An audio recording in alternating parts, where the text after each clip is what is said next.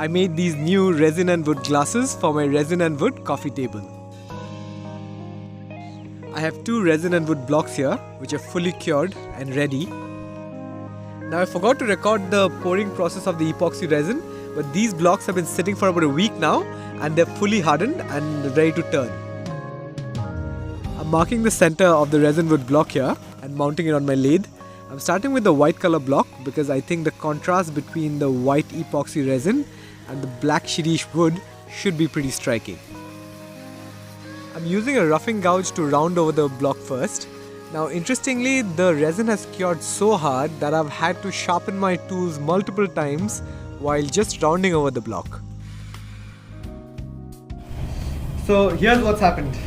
I've rounded the entire block, but as you can see, there are few holes here. Now the holes are because these were air bubbles which I couldn't get out in time. So what I did was, while I was pouring it, I used a heat gun, but I think the epoxy is so thick that all the air bubbles still couldn't come out. So this is going to be a problem. I think there'll be air bubbles all the way through, so which will mean I'll have to use a lot of glue and sawdust to fix it. I'm not sure how the glue and sawdust will look on the epoxy, but let's see. So I suppose for next time, I think it's important to use probably a vacuum chamber, like a vacuum pot to get all the air out from the epoxy. I'm reducing the diameter of the ends of this resin wood block so that it can fit my chuck for further shaping. I should be able to get 2 whiskey sized glasses out of this block, so I'm marking the center with a pencil and then using my skew chisel, I'm carving a deeper line. I'm cutting this resin wood block into 2 halves using my table saw, and now with a smaller and more manageable piece, I'm mounting this on my chuck for further shaping. The glass I want to make will have a diameter of about 3 inches, so I'm removing some of the excess wood first, and then it's time to take care of these holes caused by the air bubbles. Now here's something I never thought I'd do. I'm using Pond's talcum powder and quick dry glue to fill in the holes in the white epoxy resin. There's a first time for everything.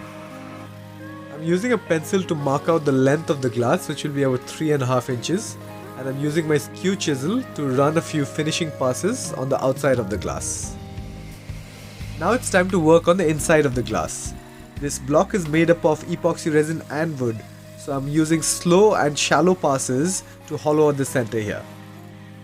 The wood and the epoxy resin have different hardness and density, so if I'm too aggressive with my chisel, there's a risk that I might break the glass apart. With the carving complete, it's time to start sanding from 80 grit all the way up to 600 grit. I'm applying 2 coats of food safe polish with light sanding in between each coat, and once that dries, my wood and epoxy resin glasses are complete. It took a long time to finish this wood and epoxy resin glasses, but in the end, it turned out to be pretty cool. What do you guys think?